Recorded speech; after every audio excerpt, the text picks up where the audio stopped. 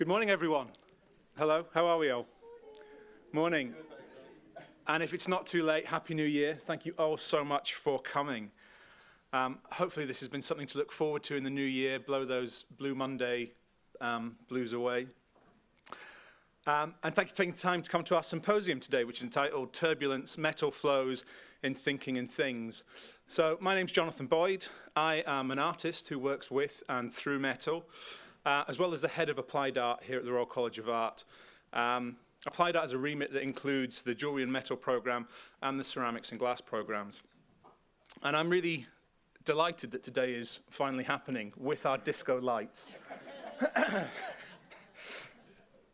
That's an indication that someone's bored of me already, but I love it. I'm really delighted that this is happening today. I've been organising this with Professor Michael Rowe for a number of years. We've been discussing this, and now today it's finally here. Michael's been at the college for 40 years. 15 years ago, he was my personal tutor, and through continuous, confusing, discombobulating conversations, he changed my life. So it's been a privilege to do it with him. So today we're drawing on the expertise from within the college, but also we're delighted to be joined by speakers from outside the academy. And emerging from Applied Art, we find ourselves at a post-craft crossroads from which we need to reevaluate what it means to think and work with and through metal. Such a reevaluation is now deeply interdisciplinary and cross-cultural. Metal makes our world go round. Literally, as we sit atop flows of mostly nickel and iron, which maintain our magnetic fields, as well as through metal matters of global, eco, geo, socio-political, cultural intersections. It makes my own world go round. I travelled here today on a metal train, a metal tube line, a metal bike. I'm speaking to you through a microphone and speakers that use metal as a carrier of electric signal, and have arranged my presentation through computational components powered by lithium, scorched in increasing scales from Earth, leaving social and cultural impact. If the Bronze Age evidenced a harnessing of metals for technological advance, our contemporary harnessing has wielded increasingly combustible metals to develop our ever more technological and information-obsessed networked complex systems. Metals have allowed machines to learn and create algorithmic intelligences, using intelligence in the broadest possible sense, or not at all, to proliferate. And a creative metals practice is one that is attuned to these imperatives. And while individual metal practices may not address these issues head-on, they provide new aesthetic, poetic, and material ways of understanding the world and its complexity. Metal matters. Metal can tell stories, and as creative practitioners, we harness this power to story through acts of care. This contextual metal world has developed a new way of being, which privileges information over story. As philosopher Chul Han says, our virtual and metal-dependent environments promote information, which is additive and not narrative. It can be counted but not recounted. As discontinuous units, they are not relevant. They are relevant only fleetingly. Information does not add up to a story. Memory is increasingly beginning to envisage a storage container in which all kinds of information are crammed. Addition and accumulation take place instead of narration. Today's speakers will work against this imperative for metallic information, instead choosing to follow metal vitality, the importance of storytelling in our world.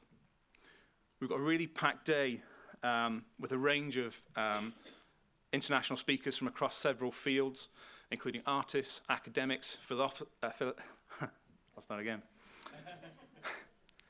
philosophers, anthropologists, poets, and material scientists. And we've divided the day into 3 segments, with coffee and lunch in between. Coffee and lunch will be served downstairs in the design bar. Each section of the day will represent a different area for exploration.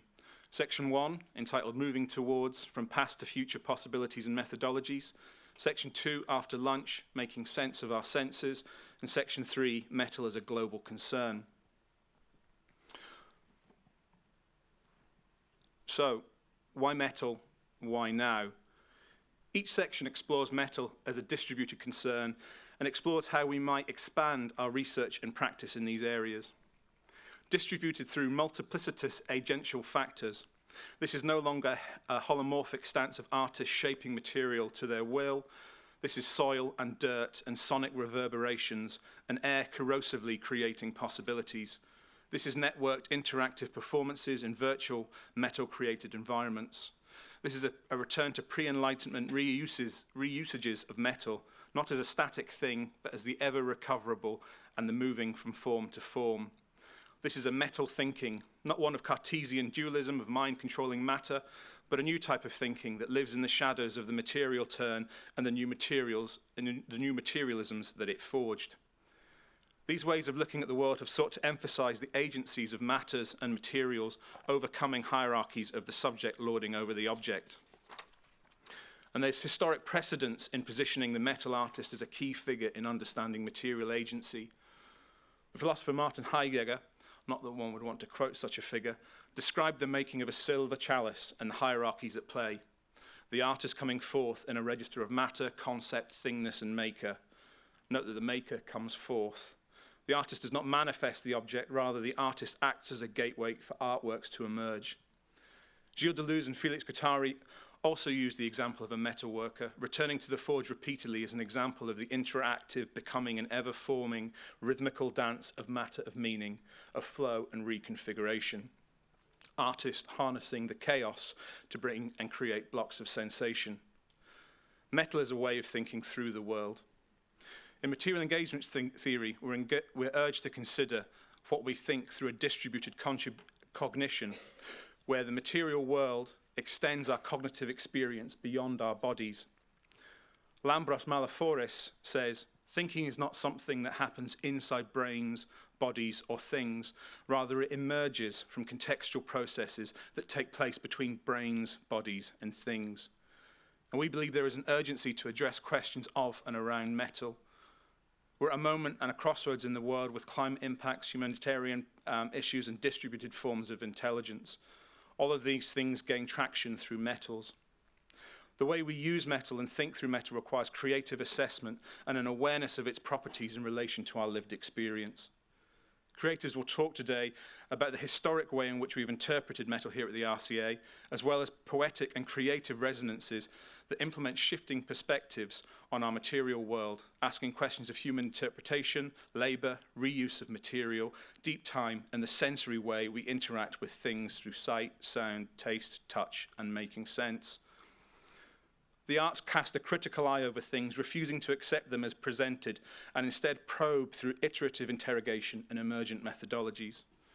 We hope that today's session will recast metal as not the stable material that we are so often presented with, instead one with a materiality that brims with vitality and possibility.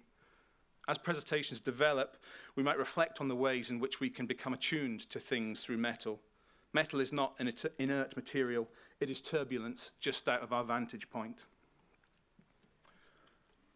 So today's symposium has been co-curated by Professor Michael Rowe and myself as part of our work within the Material Engagements Research Cluster. And the day will be chaired throughout by our senior tutor in jewellery and metal, Dr. Katharina Vones. Katharina is a researcher and specialist in biomaterials and wearable technologies, whose practice is centred on how novel materiality and digital making can be used to create hybrid methodologies. Our first session, moving towards from past to future possibilities and methodologies, will run until 12 o'clock today.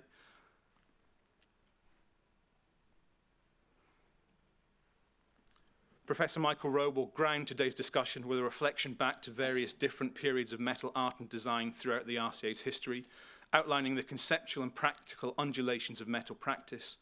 Michael will give ground and depth to the approaches and discussions today. If Michael is looking back to provide context, Professor Johnny Golding, poet, philosopher, and Professor of Philosophy and Fine Art, and I will look forward, or at least to the now. Through a poetic and conversational encounter, we'll be asking, what does it mean to be attuned to matter, metal, in the light of radical and asemic matter? Bine Roth, tutor in textiles at the RCA, will continue this looking forward in her virtually connected and performative research project, Dazzle, Assembly of Bodies. And during the lunch break, Bine will be showcasing her artifacts and a video installation in the design bar downstairs. Also during lunch, the The RCA Jewellery Metal programme will be evidencing its commitment to more sustainable working practices by signing the Scottish Goldsmiths Ethical Making Pledge, a commitment to implement ethical making practices into the curriculum, workshop practices and sourcing of materials. Session 2, making sense of our senses. I feel like I'm continually making sense of things. In our second session, we're delighted to welcome Dr. Pravu Mazumdar and Dr. Zoe Laughlin. Pravu is a Munich-based philosopher with a background in physics who has written extensively on jewellery from a theoretical position. Zoe is an artist, designer and material scientist, co-director of the Institute of Making, and currently on the small screen in the Sky Arts Unofficial Science of series. From the RCA, artists and tutors Max Warren and Adi Toch will be describing new innovations in their own research, challenging ways which we make sense of metal through ideas of entropy and leakiness. These sessions all look to the ways in which we engage our senses to make sense of the world via taste and sound, and through ways in which we register surfaces as complex carriers of meaning. Our final session, Metal as a Global Concern, we invite Emefa, who will outline the importance of gold to Ghanaian and West African culture, its power as a storying matter. The human cost implicated in metal extraction will lead into Dr. Peter Oakley's discussion of ethical implications of recycled material. The curator Sally Lee will be discussing the rise of contemporary metal practices in China in relation to long-standing tradition of silversmithing in the Heqing province, whilst artist and researcher Rana will be exploring reverberation and how one makes sense of their own lived experience through poetic imagery. Finally, to round the day, after what will be a really wonderful but complex and long day, I'll be joining Martina Margetts on stage. As a critic, writer, educator and curator, Martina has an exceptional experience in understanding the ways in which metal has developed as a discipline, but also more widely in interdisciplinary areas. Martina will be offering thoughts and reflections on key points that have arisen from the day. Very briefly, before we start, I just want to thank our administrative team, Julia Velez and Emma Mathis, without whom nothing ever works at the RCA. So a huge thank you to them. And also to Pranathi and Tak, who are our student helpers and who'll be walking around with roving mics and pointing people to cafes and toilets and everything. So thank you so much to both of them. So why metal? Why now? This is hopefully a question that we're going to start to answer today, hopefully taking some unexpected routes along the way. So thank you all so much for attending. It really is incredible that so many people are here today. I thought it would be nice to open today's event with a quote from American political theorist Jane Bennett from the chapter A Life in Metal, the 2009 book Vibrant Matter. She says, "A metallic vitality, which is an impersonal life, can be seen in the quivering of the free atoms at the edges of metals. Between the grains of the polycrystalline edifice, metal is always metallurgic, always an alloy of the endeavours of many bodies, always worked on by something geological, biological, and often human agencies. And human metalworkers are themselves emergent effects of the vital materiality of their work. We are also walking, talking minerals." So thank you so much for coming today. I'm going to ask Michael to come up and kick everything off. Thank you.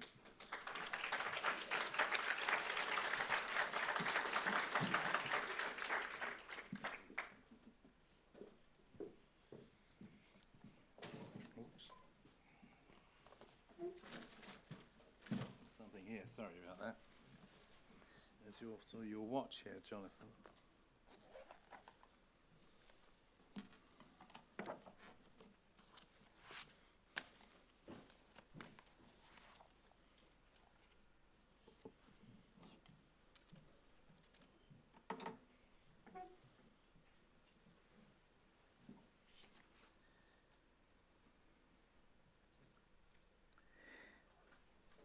Good morning, everyone. And first of all, thanks to Jonathan for that generous introduction. Excuse me, I've got some things here. That's better? Sorry, hello. I'd like to add my welcome to you here at the RCA today. Thank you for coming. I hope you find it an interesting and stimulating presentations. We thought it might be interesting for those of you who are not so familiar with the RCA to begin with a very brief history of the RCA and the Jewellery and Metalwork programme and its role in the context of metal art and design, especially from post-war Britain to today. And then the main section of this presentation will give a snapshot of recent work in the field. It's a sampling of UK and international metal art and design practice over the last few years. So to begin, the Royal College of Art had its origins in 1837 as the first government school of design in Britain. In 1864, it became the National Art Training School when it moved to purpose-built accommodation as part of the V&A Museum in South Kensington. Notable students at the time include Christopher Dresser from 1847 to 1852.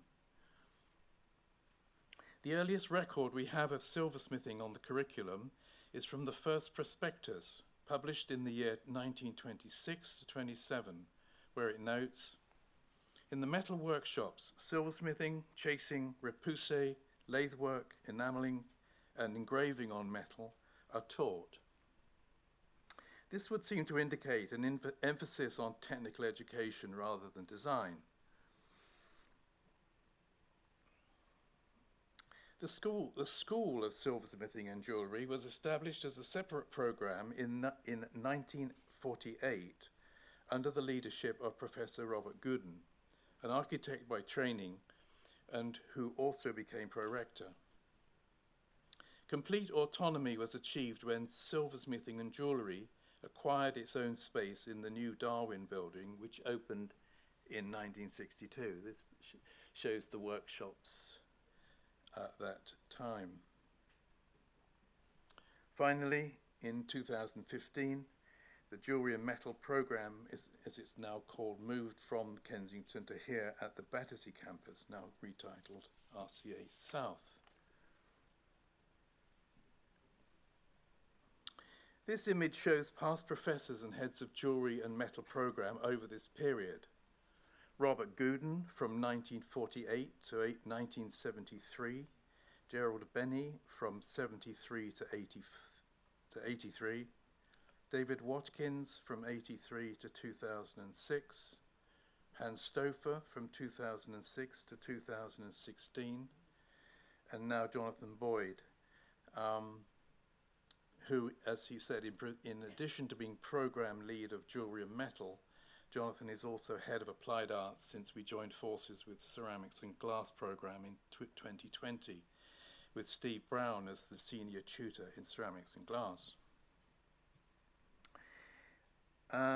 My own timeline at the RCA, as Jonathan mentioned, spans across all these professors, actually. I was yes, that old. I was a student under Robert Gooden. I then was invited as a tutor with Gerald Benny in the late 1970s, following on as a senior tutor with David Watkins and with Hans Stouffer, and now a professor with Jonathan. So, in fact, I'm in my 45th year here as a tutor.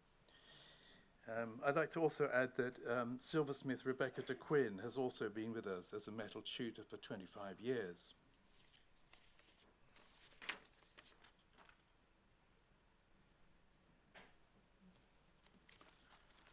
Section 2.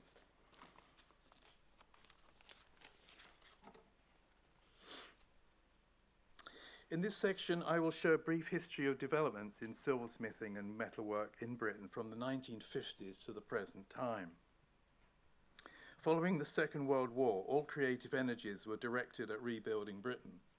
This was epitomised in the Festival of Britain exhibition in 1951 and its promotion of modernism. This was the moment that stainless steel became more available to the mass market and quickly replaced silver and silver plate as the principal metals used in the production of cutlery and tableware, and also cookware, offering durability and ease of maintenance. Leading designers in this field were David Mellor and Robert Welch. Both had been students at the RCA, graduating in the early 1950s. In spite of this swing to stainless steel, or perhaps because of it, In 1966, Gooden organized a spectacular exhibition of silver titled Hallmark RCA.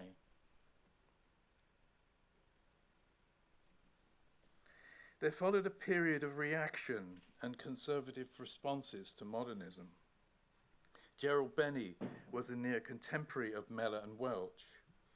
Yearning for a return to decorative ornament, his declared aim was to present a new English decorative style. This trend was carried further by Stuart Devlin, whose designs were increasingly ornamental in character, but not so much driven by thoughts of a new English decorative style as by the Middle Eastern market and catering to its taste. Both had been students at the RCA, and as has been mentioned, Benny was also professor here for 10 years.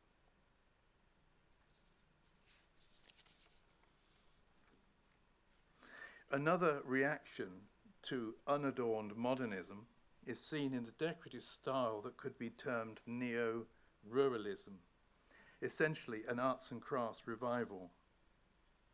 Fine and sensitive craftsmanship is seen in the work of artists such as Michael Lloyd and Rod Kelly. It was unapologetic in its completely turning its back on modernist principles and achievements. At the same time as these reactions to modernism, we also saw some other responses that came to be known as postmodern, which by the mid-1980s was in full swing. There are many postmodernisms, just as there were many modernisms. The noted art theorist and critic Rosalind Krauss identifies two principal trajectories. She defines neoconservative postmodernism as a trajectory of postmodern that was openly anti-modernist. Postmodern style often inverts modernist principles in design and architecture, and we see figuration regress to conventional forms of representation. Double coding strategies are deployed to insert historical references of decoration in art, design, and architecture, and pairing them with new high-tech materials in a manner that came to be termed pastiche. Here's some examples by well-known designers, teapots and kettles. Post-structuralist postmodernism, on the other hand, set out to critically revisit modernism, interrogating its assumptions and shortcomings in order to build on the modernist achievement, declaring it had lost its critical edge and atrophied into an easy style. It did this in a number of ways, for example, by drawing on deconstruction theory to expose hidden and underlying dynamics at play in objects, as well as in the thinking about objects and object making. This is a postmodernism that questions the authority of all forms of mental and physical construct, and in visual discourse constantly demands the self-examination of core issues in art, design, and architecture. The works of architects Peter Eisenman and Bernard Tschumi epitomize for me this critical creative approach. As a student at the RCA in the late 1960s and early 70s, I looked across to the fine arts and architecture and saw extraordinary things happening. Beginning with the self-referentiality proposed by Greenberg in his call for each medium to look to its own specific nature as sources of expression, and my later readings in phenomenology, drawing directly on visual experience, as explored in minimalism, the objects in the box series you see here, created between 1977 and 79, are the product of form generated through strategies of self-referencing and the object viewer reflexivity. These boxes were the first objects in the field of metal craft to deploy what in deconstruction theory are termed aporetic strategies in creative production, an aporia being a contradiction or visual disturbance designed to thwart familiarity and bring visibility new and fresh insights into things. Excuse me.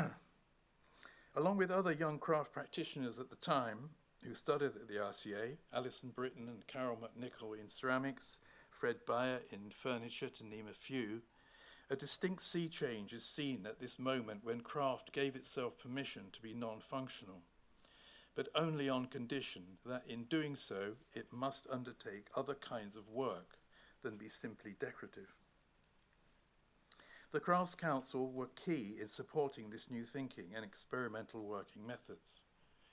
Exhibitions such as the Maker's Eye in 1982 gave approbation on an institutional level, giving impetus and international exposure to this new movement.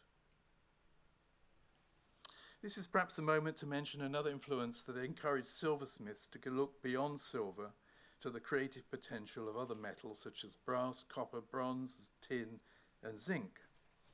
The publication of the book, The Colouring, Bronzing and Patination of Metals in 1982, presented research carried out by Richard Hughes and myself as staff research at Camberwell School of Art.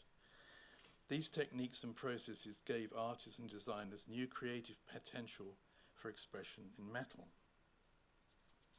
The influence of this research has proved wide-ranging, published in the UK and USA in the early 1980s, and more recently translated into French.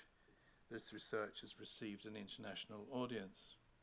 Its appearance in the 1980s was particularly timely, as it appealed to architects, designers, and artists exploring postmodern double coding strategies as a visual trope colliding the antique with high tech. In dislodging this cornerstone of crafts, the necessity of functional performance, craft shifts from design-centric, problem-solving modes of creative practice to art-centric, problematizing modes of creative practice, a shift we see prevalent in the craft scene today. But the reality in contemporary metal is that it is much more of a continuum than a binary. We still see the production of objects designed to perform a practical function, but also objects designed as purely commentary on practical function, as well as objects designed to function while commenting on function.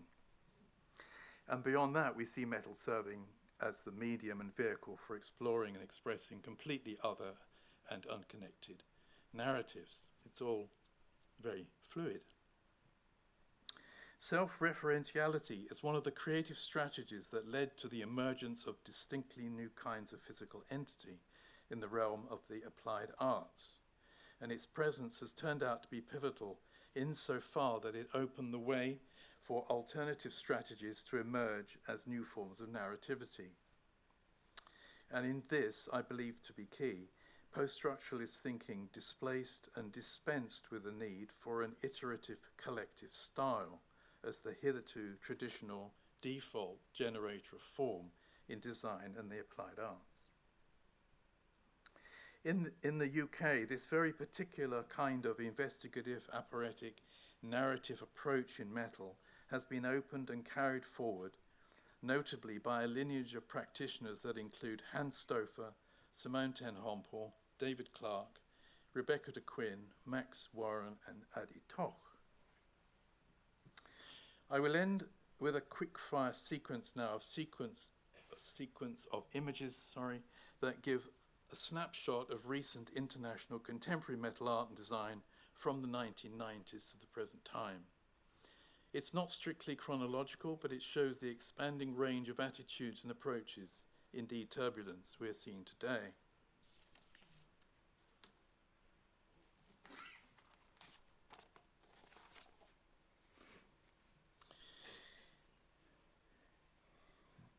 We start with innovative metal for domestic design. And Andreas Fabian's fresh thinking in tableware design back in the early 1990s. Simone ten Hompel's pieces give the sense that each piece of cutlery is a unique object.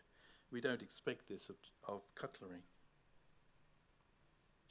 Rebecca de Quinn's designs are for use, but on close inspection reveal small details that create little disturbances that quietly ask questions about themselves as objects. I should mention that I'm indicate where you see RCA, it shows where the practitioner is an RCA graduate or a regular member of staff. Modernist Simplicity from Angela Cork. Marianne Simmons, as a member of our staff. Unsettling shifts in the angles of supposedly rectangular containers.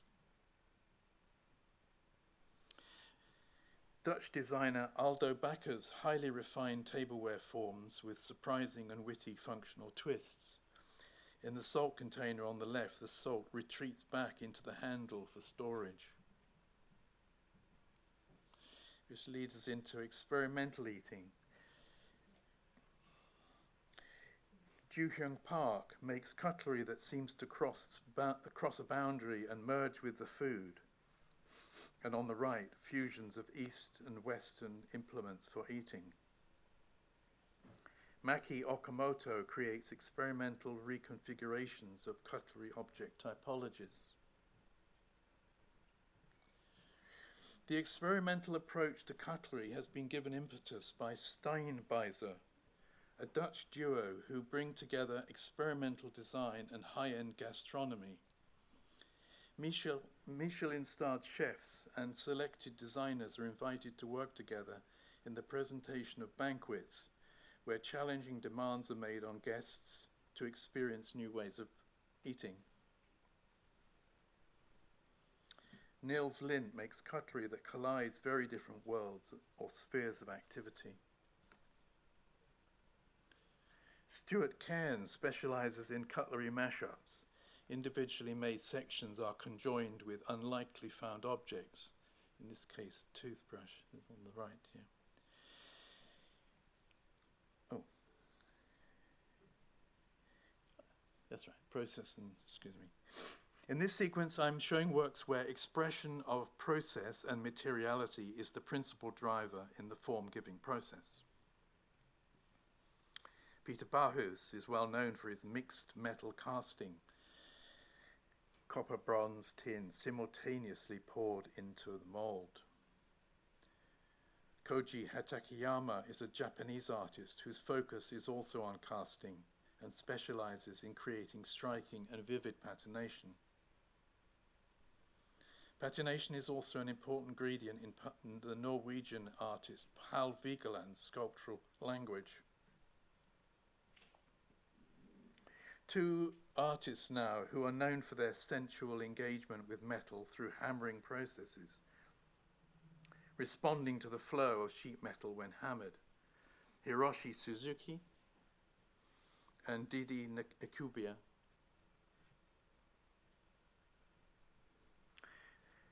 A very different approach is seen here. Patrick Davison creates surfaces composed of multiple units soldered together to form intricate mixed metal open structures. Adrian Ward pours molten metal into a rotating mold to create bowls and other objects. Michael Arum is an American metalsmith using a similar process, but the molten metal here is poured onto an external mold, as Adrian's is pouring into a mold. Grant McCaig uses an array of different processes and combinations of process, each displaying its own particular character. Helen Carnac experiments in enamel, allowing spontaneity and happenstance to speak. Another free approach to enamel is seen in these pieces by the American metalsmith June Schwartz. David Heiker is a Belgian artist specializing in granulation techniques, bringing an ancient jewelry process into the realm of larger objects. The next four artists use process as a means to speculate on process and materiality and use it to express other narratives. Resonance in metal is explored in the work of Toch, who's a tutor here. We shall be hearing more about her this afternoon. Also, Max Warren is interested in reticulation and purposeful tarnishing, and we'll be hearing more about that later today. Roxane Simon uses patina as a metaphor of the human condition, drawing on personal experience. This is a project Make-Bake where the acidic residue from a decayed bread bun creates a patina that in turn acts as a vehicle for the production of an array of interconnecting narratives, material and immaterial, presented as an installation. The next sequence features technologies not usually associated with silversmithing. Lucien Taylor micro-welds together thin sheets of flat metal and then blows them up like a balloon, using hydroforming equipment to create various items of tableware. In these works, staff member Peter Muzzin deploys CNC milling and electroforming to create these silver pieces. And here, Drummond Masterton uses CNC milling to carve out bowls from massive lumps of aluminium alloy. We move on now to large-scale metal. David Watkins' tubular stainless steel sculpture, a commission for a park in Hong Kong. Wendy Ramshaw, Iron Gates, commissioned for the V&A Museum. Lee Simmons specializes in massive architectural scale metal structures, as does Chris Knight, who undertakes public art commissions. This is this metal wall designed for Sheffield's City of Steel. It's based apparently on a knife cutting theme. This is just a brief reference to sculpture, as it's a wide, as such it's a wide practice. So I've restricted this section to that produced from craft-based practices. From large scale and heavy, we move to fragile and delicate. Steve Folland's delicate use of metal in church setting. Ina Amber is a Dutch artist who uses fine wire combined with found objects. Ina Christensen's elegantly constructed spatial illusions emerging from sheet metal bowls. Giovanni Corvalla's objects constructed from extraordinarily fine 18-karat gold thread. And finally, Junko Mori's nature-inspired multiple unit constructions. In the next section, I'm showing modified objects and mashups. Myra Mimlich Gray is an American artist, an innovator from the late 1980s. Here we see her inverted shelf, sorry. Or maybe it is then her inverted self. A display of copper metalwork turned upside down. The melting candle is a simple hylomorph. Swedish metalsmith Anders Lundberg displays his found handles onto contemporary shapes in odd and unexpected orientations, offering new experiences in handling everyday utensils. Hans Stouffer's builder's trowel candlestick and tea-can tea set shift the function of found objects to perform other surprising functions. American metalsmith Jaden Moore takes old silver and plated trays and transforms them into picture-like wall objects. They're massive things, these. David Clark sees anthropomorphic characteristics and gestures in the spouts, handles and feet found in silver and plated items. Vito Bila, an Australian artist, makes mashup objects by combining disparate parts from found objects and tableware. In the work of Jia Kyung Shin, found objects such as cutlery are repurposed as tableware, such as this cake stand or centerpiece, I'm not quite sure.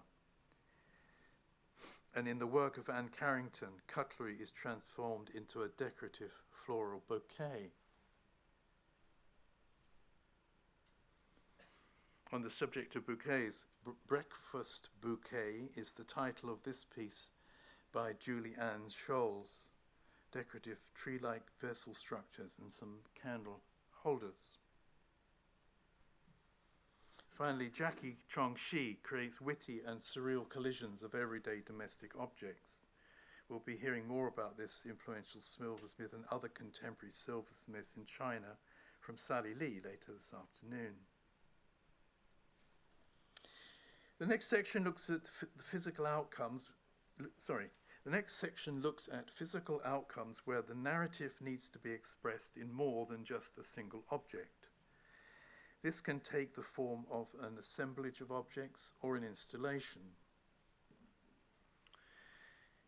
Here are two of my early installation works. On the left, a commission for an object for the Crafts Council in 2003, but instead of an object, they got an installation that explores and questions the display of objects in museum and other settings. Yes? Oh, coming. Okay, I'll try and speed up now. On the right, Rivita from 2010 is about tracing and making visible reciprocities across material and immaterial, exploring migrations, entanglement, and codependency. Hans Stouffer's Off My Trolley is an assemblage from 2009, and his installation Walk the Line was shown at Gallery Esso in 2010. More anthropomorphic associations of the human body here from David Clark. Spare Parts was an installation at the Gallery Esso in 2013, and more recently an assemblage from his Stash series. Kathleen Riley's As Above, So Below was an installation at the same gallery. Finally, in this section, an installation of my project Metaphysics of Presence, which explores the idea that there are hidden narratives behind an artwork that can be flipped to become the subject of another artwork. I end this review with a project from student Yitong Zhang, who graduated in 2022. In her project, Digitality, Yitong questions the trust we place in computer software. Failure in craft processes are mostly visible, but in the digital realm, this is not necessarily apparent. Witness the post office scandal at the moment. The presumed accuracy of software and the trust we place in it is revealed in these objects, where the artist appears to have trusted the software and dutifully crafted what the computer glitches come up with through its outputs, though its outputs are clearly absurd. The idea of a physical object that critiques the digital software that generated it is a nice twist and turn. So this brings us up to date, and I hope this brief review, or more like a romp, through the past has been useful in setting the scene and will suggest some clues to what is to come. For it is the now and the future that is the main purpose of today's symposium. So cue Jonathan and Johnny. Thank you.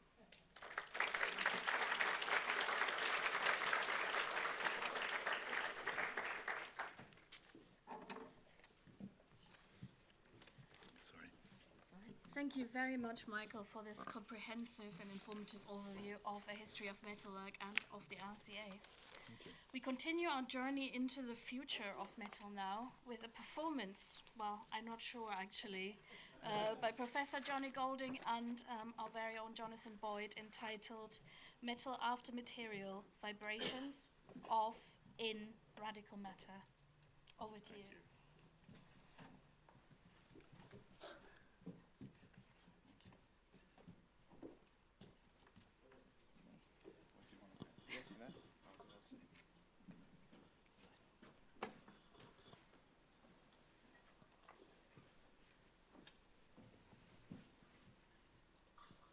Are we ready? Are you comfortable? I think we're ready. Hold on a second. I'm not ready. Bear with me.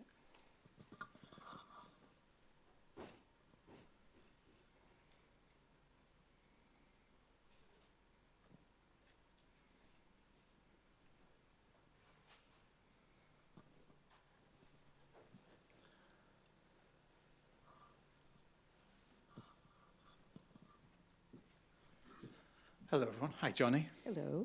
How are you? I'm good. Good. How are you? I'm okay. Well, I'm a bit petrified, but other than that, I'm fine. What were we saying? If you're not nervous, then you've got no passion. Yeah, that's right. So we're going to ask you to do a bit of work with us. We're not going to talk about the images behind us. Instead, they're going to play, and we want you to make poetic attachments to the conversation that Johnny and I are going to have. We're going to talk about areas of emergence and the asemic and what metal might be after materialism, or what material might be after, or why we don't need materialism. I'll start again. And I'm going to ask Johnny some questions, and she's going to ask me some questions. And yeah, we want you to make connections of what we're talking about. But we want to start with this idea of emergence. And Johnny's going to correct me almost instantly that... No, I'm not going to correct you. That was a correction, but I'm not going to. what we're talking about is emergence and how complex things come together. So when things have an encounter, they create things more than themselves, more than the component parts. So you can think of like birds and murmuration, but we can also think of arts practice, distributed art practices, people working in nature and things taking over, and how those ideas might grow. The commute is my favourite mundane example of a complex sort of system. But why does that matter now, Johnny? Ooh. Hello, everybody. Ready? So the first thing to think about is, you used a couple words, emergence, poetics, commuting, materialism, for example.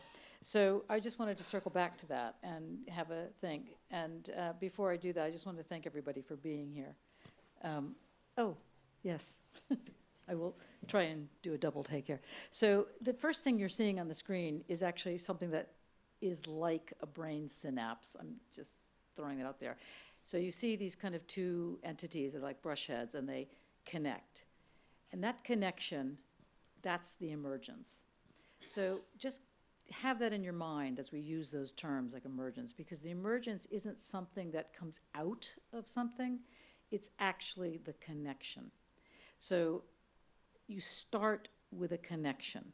And the question becomes, how does metal, which is so hard and so turbulent in its own hardness, how come it affords this poetic? How come it allows us to breathe and play and be crazy and sexual and wild? How does it do that? What happens? And when many of you are people that do work, of course, in the metals, so when you come across your work, what happens? Do you just pick up something that's metal? This is, of course, water, but you just pick it up and go, hello, I want to play with you. How does it speak to you? Because if it's not speaking to you, you're going to produce crummy stuff. So the first thing you have to get a sense of is that it's speaking to you and you need to listen. And the second thing that you have to get a handle on is that you're speaking to it and it needs to listen. And there's a connection, a kind of synapse. So we start with this thing called emergence, and emergence is an odd animal because it's not just discovering something, it's also inventing something. So it's discovering and inventing simultaneously. And one of the most amazing things about watching Michael's romp through history was to see the playfulness and at the same time the anger, the annoyance, the lots of positions. There's a lot of politics in a lot of what we were seeing. And so when Jonathan says something like why materialism doesn't matter, it's not so much that the why, it's actually when does it not matter. It doesn't matter when you're trying to get a sense of how to technically connect. And that technicality is also about listening. So that's the first thing I wanted to throw out. I don't know if that allows one to go forward on this. It does. I think in also just discussing with some of the stuff Michael was saying, there's an amazing silversmith called Simone ten Hompel who once told me that she had conversations with metal. But I think that attunement, that listening to metal, for me is always an argument. Yeah, A great. turbulent argument. There's no straightforward discussion. This listening to metal is a continual, yeah. Well, I mean, the whole thing called attunement, was raised in, bizarrely, by Kierkegaard, a lot of people, but particularly Kierkegaard, in his book called Fear and Trembling, when he wanted to know when Abraham was going to take Isaac to the mountain and slaughter him because he heard the voice of God saying, kill your son. And Kierkegaard asked the question, was Isaac mad?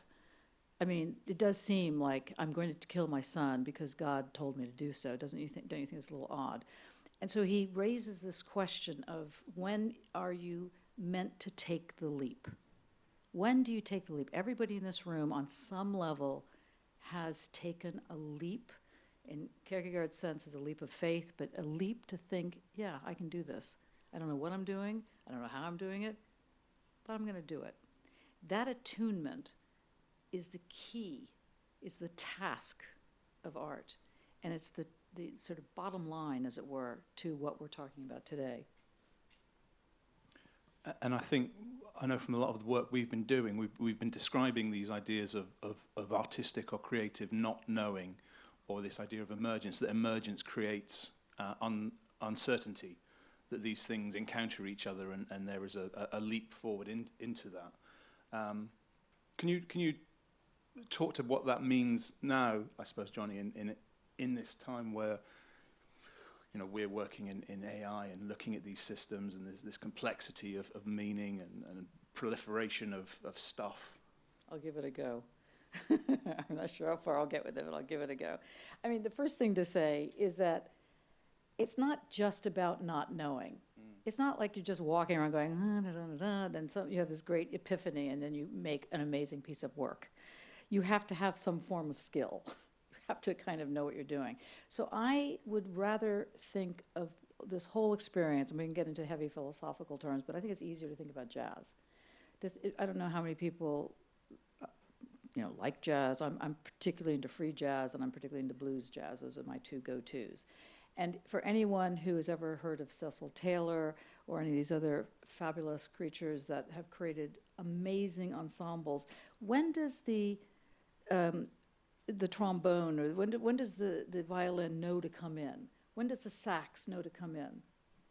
This is what we're talking about. So you have something that is swirling around, that is wild and doing something, and somehow it makes sense, although it doesn't necessarily say, here's what we're talking about. We're talking about slavery, we're talking about, war. But it comes together and it literally creates sense. To do that, you have to be skilled. You have to have a sense of what you're doing in a well-honed way. Otherwise, it's going to be a kind of not a very helpful form of unknowing. You're just going to be wandering around going, oh, let's hope it works. I mean, I always say, when, especially I'm into poetics, of course, and when you're working in text, it's not like you write something beautiful and then the next day you go, God, how did I do that? Let me think if I can repeat that. It only matters if you can repeat it again. It's like, moment one is fine. That might be a blip. But moment two, that's kind of interesting. So the first thing to think about is the jazz of it, is the energy of it, is when do you come in? When do you know to come in? When do you know to step back? But it's not a knowing as a rational knowing, as in, like, let's say enlightenment reason. It's a very gut level, sensuous logic. That's the form of knowing we're talking about. So that's the first thing. So now we skip forward to AI. Sorry, good morning. And the thing about AI, particularly generative AI, I don't know how many people use ChatGPT 3 and 4 and whatever else is going on in the market. One of the things that's, quote, interesting about this is that, as you may know, is that with AI, the language, the major language systems grab about a lot of data, and they look for the reward. They look for how to have a goal, and they take that goal and they feed it back. So you have this feedback loop that goes on. Well, it's very similar to being an artist. I mean, you quoted Heidegger in the beginning, old Martin, lovely Martin. Anyway, I'd rather quote from, this is not to be a criticism, I'd just say another way to look at this is to use Christina Sharp's work on the wake. I think it's more appropriate in a certain sense. But anyway, the thing is that one reaches out and one takes and brings it back to themselves. But the thing, the metal, let's say, reaches to you and takes you back to it. And it creates this moment. Well, AI operates very similarly. It reaches out, it takes something and brings it back. And it creates a language system, a logic system, which unfortunately reproduces itself in more and more, let's say, fanciful ways, including the last image we saw. Can we break that? Can we have a different form of AI that doesn't do that, that actually is bringing back undecidability, is bringing back openness, is bringing back different forms of attunement? Yes is the short answer. No is the longer answer of how do we do it? How do we figure it out? That's what I'm working on in 2 different labs, but anyway, that's another story. So the thing is that one can break the overarching system right now, this dark headspace of the apocalyptic machines are taking over the world headspace. Well, guess what? Machines are taking over the world, but they've already sort of taken over the world. Anybody that has an interest in talking to the banks, for example, and trying to get through, and you're put on hold, and then you're put on hold, and then you're put on hold, and then you get cut off. Okay. You can get a sense of, you can see my life and my trauma that I'm going through at the moment. But anyway, I'm just suggesting that this story that's being fed to all of us, that the machines are taking over, whilst not untrue, is not the whole story. This is the story. And you need to grab it with both hands and be pulled into it and to pull back from it. And that creates, like I said, this thing called emergence, or this sort of entry synapse, which is a form of what Heidegger calls belonging, but it's also a Greta Garbo moment. You want to belong, but at the same time, you just want to be alone. I want to belong, I want to be alone. I don't know how many people are in relationships that have this really, I love you, but not at the moment. So you got to create this thing that creates this kind of energy field, because if you love each other so much that you're on top of each other all the time, you just dissolve. And if you get too far apart, it doesn't work. So you got to find that energy, that moment, and that's the key. And the key is to do it in a way that returns the undecidable, the not closed, because the more closed it gets, the more on top of your lover you get, whilst fun to start with, can get a bit annoying, and you could just fade. So Heidegger makes the argument that, he says, A equals A, and you just think to yourself, you're going to rip your head off thinking, oh my God, this man is like a famous philosopher. You go, okay, A equals A, fabulous. But what he's actually talking about is the equal sign. What connects the one thing to the other, and what keeps it apart? This is the bottom line of what was being talked about over the 45, 50 years at the RCA in metal and in material engagements. And when I say that materialism is not enough, what's not enough about it is that the poetics of that move needs to be inserted, needs to be right in your face. And that's what we're trying to do now in AI, in design, in philosophy, in painting. It doesn't really matter. It's this going to and being pulled back simultaneously. So you then have a different sense of space and time. Did I go on too long? Not at all. Okay. I think people could probably hear you going forever. I mean, I think what's interesting when you're talking about this attunement to metal, what's interesting is when you were talking about it, this video came up of a clock, which is the clock at Greenwich, and ticking for a whole minute, and this idea of us using metal, mechanistic logics to harness or feel that we have control. And I think there's a thing there about narratives as well, and about the way in which narratives have been told to us. So this dystopic AI one is one narrative. Also that it's this clean thing. And we've been talking a lot about dirtying AI, but it is a dirty thing, made from lithium. Also, Destructivist capitalism. Destructivist capitalism. The reason that ChatGPT doesn't tell you any information or sexual gratuitous stuff is because they hired Kenyan workers to review all that, who now have deeply traumatic experiences and are receiving health. This idea that this is clean thing that we're presented that we have to live with, I think, as people who are working in metal, and this idea of attunement and knowing what it means to work with metal, we can ask those questions, if that makes sense. Yeah, absolutely. No, I mean, absolutely. And I think that the idea that one doesn't get their hands dirty without trying to sound, utterly like repeating Sartre and all the rest of these, one has to have that relationship. And I would say, without trying to really overstate it, it also involves love. I know this sounds like kind of airy-fairy or something. I don't really care.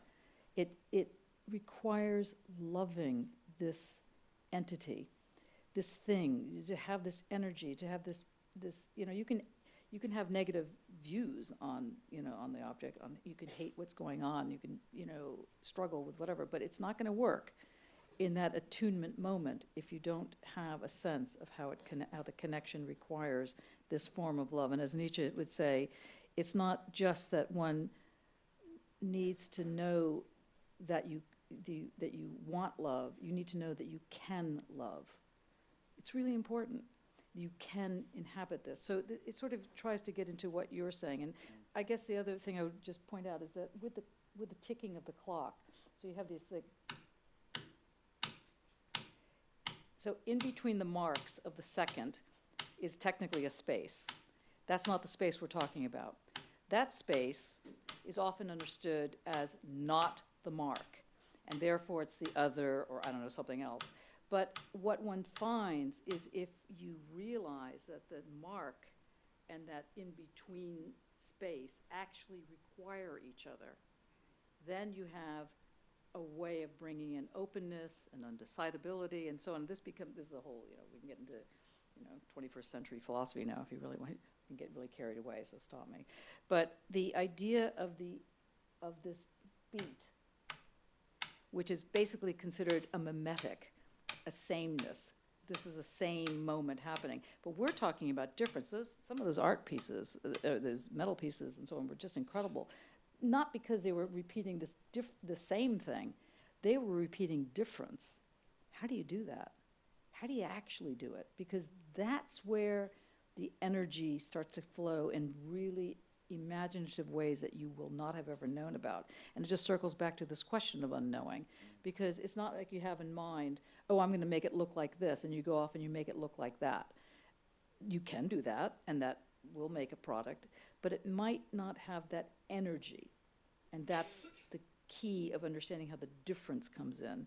And so it's not just a repetition of the same, but it's a repetition of the difference.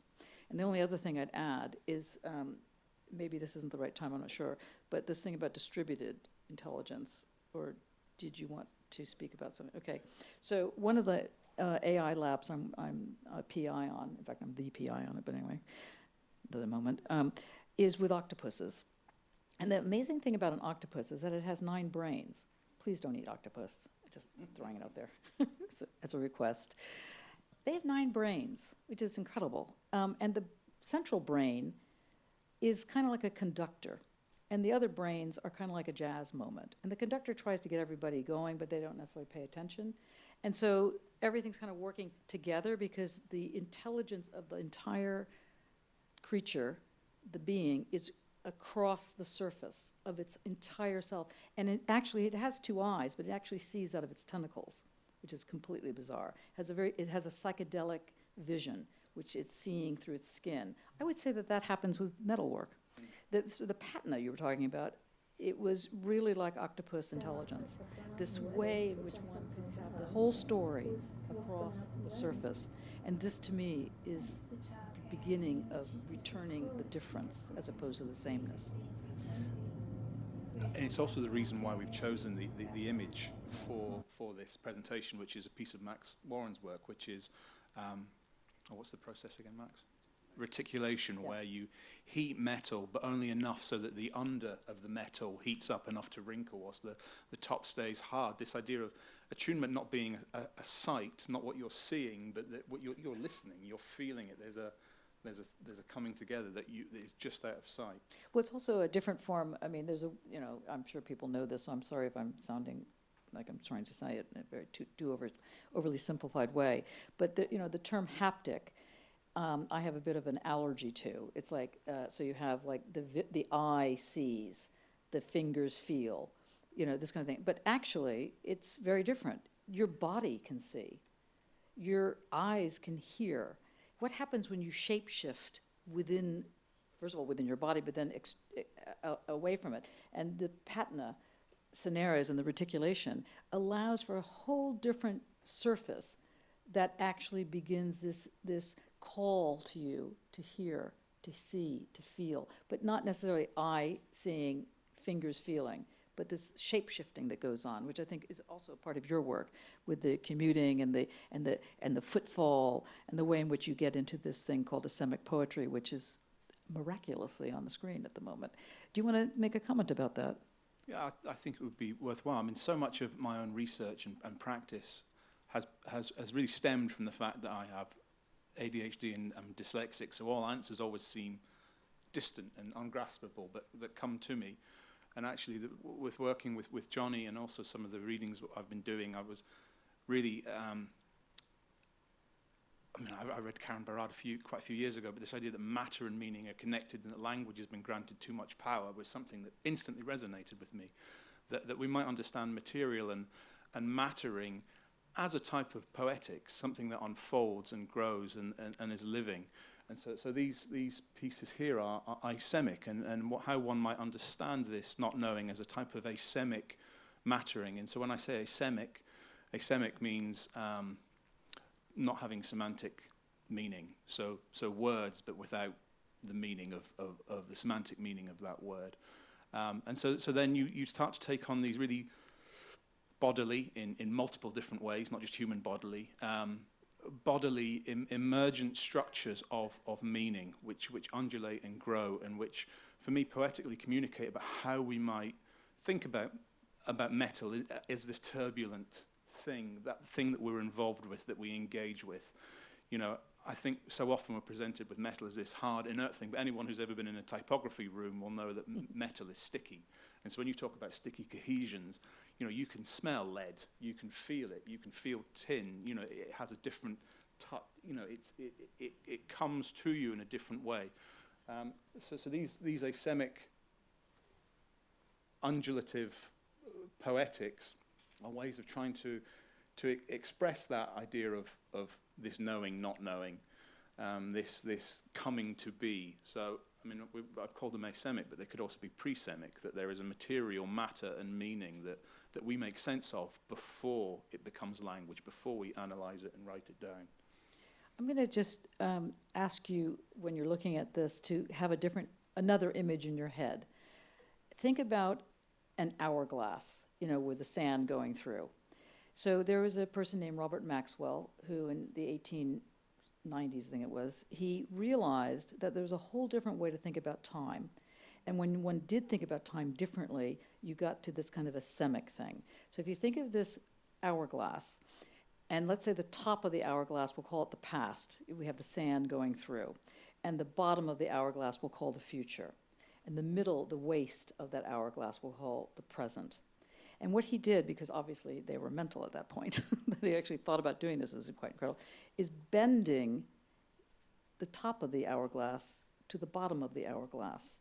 And the waist, the middle section, was the present. And suddenly he realized that the past and the past and the future was situated in the central figure of the present.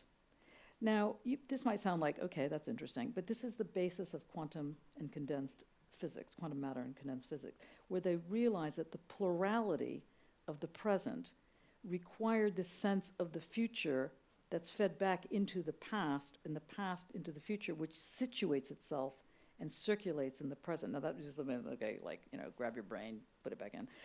But when one thinks about this present being this, like, little, let's say, surface that has the future and the past kind of folded into it, then one begins to really think of a surface as a zero.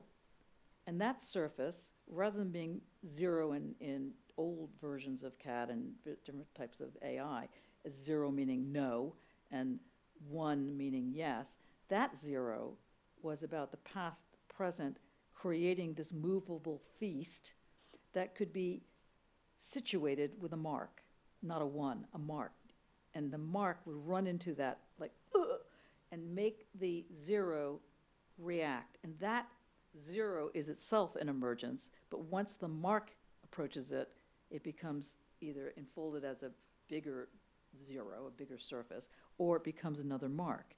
And what Jonathan's work there is doing, on some level, is this very weird speaking in this kind of asemic tones, of how this past, future, present circulates and then gets marked. And the mark it creates this kind of rhythm. And so the rhythms become the rhythms, the flows, the colors, the tones. This becomes the patina, becomes the way in which one begins to inhabit and play with the turbulence. And that to me is where the poetics shouts out, and it's what we're doing here today, I think. Wonderful. It told us to stop. Did it? It just said stop. Okay. Okay, we're stopping. But we are back on stage for questions, because I'm sure there'll be lots for you as well, Johnny. And you. Thank you. That was wonderful. Thank you.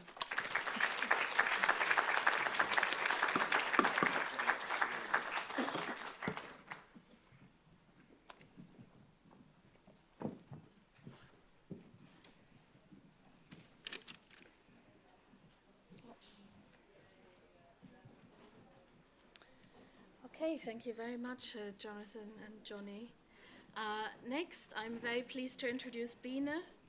Bine is a tutor in textiles at the RCA here, but today will be talking to us about her exhibition Dazzle, a reassembly of bodies. So thank you very much, Bine.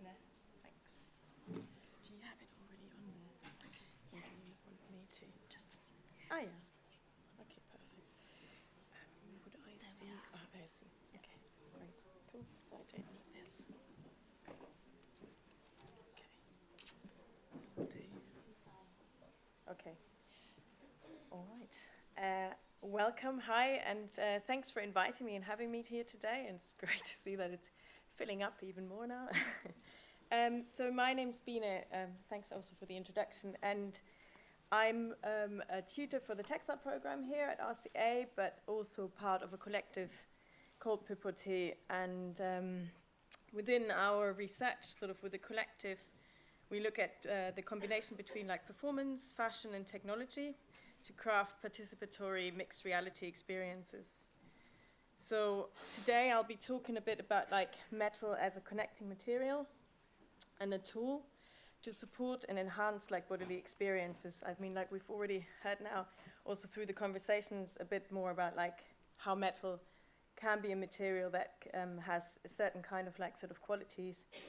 And I'll also connect a bit more onto like working methodologies that I've been using throughout this project as well, or in general, I guess, as well. So yeah, how materials can basically foster also engagement.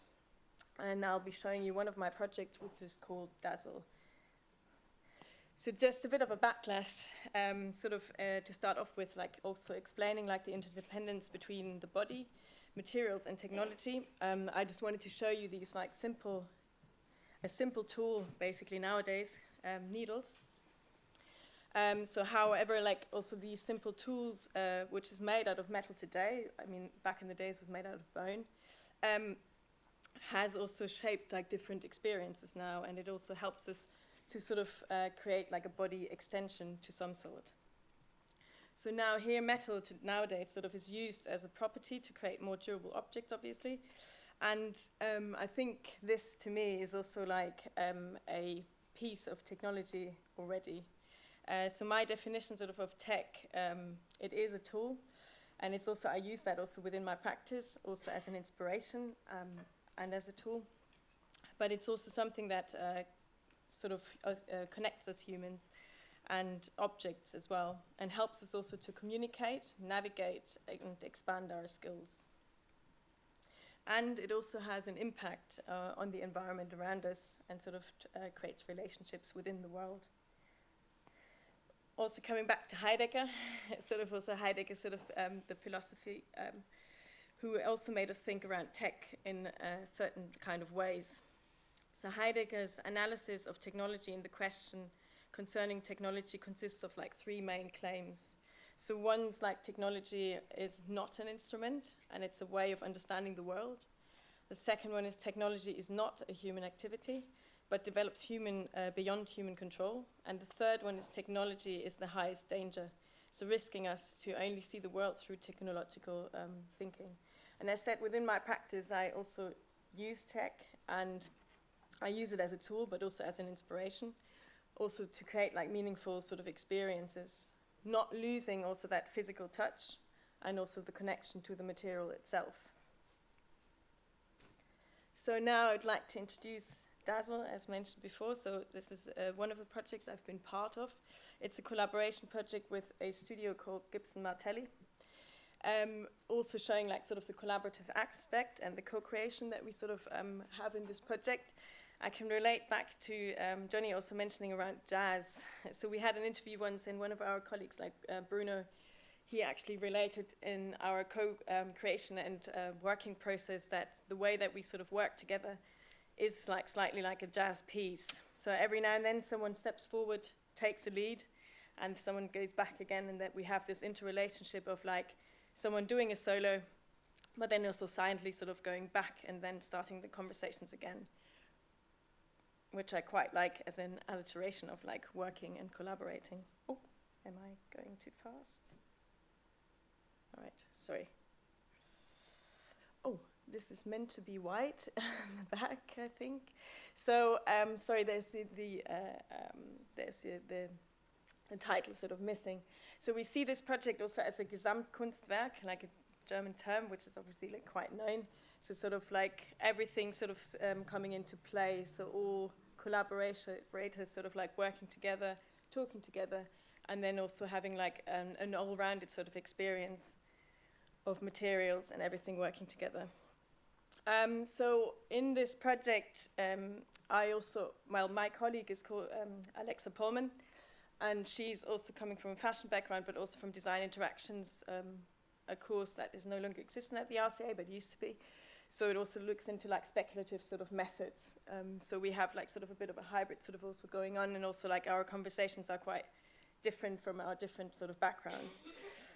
So we work obviously as a collective together, and we see sort of dressing as an expanded reality and approaching also for participatory sort of fashion. So seeing like sort of the wider sense of like potentially like jewelry, textiles and fashion sort of bring together. So for our public sort of appearances, we create things that can be worn. So peu porter, coming from French, even though we're both German.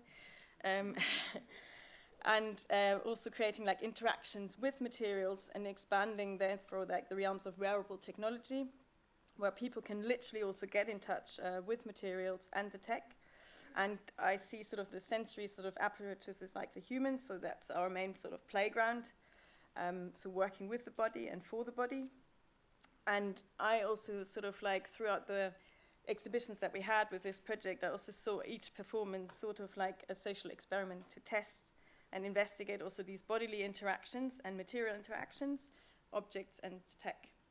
So it's a semi-theatrical sort of experience that offers like entry to ritual-like moments of dressing and becoming, so also our audience is sort of part of the experience. So it's also ideas of gameplay and passing on of agency. So here just a little bit of historical sort of background where this sort of comes from. The whole project was inspired by the Dazzle Ball, which happened in 1919 actually in the Royal Albert Hall.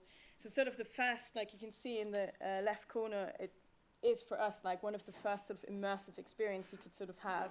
So people were invited to make their own dresses, like dazzle costumes. So the dazzle pattern sort of comes from like military research basically.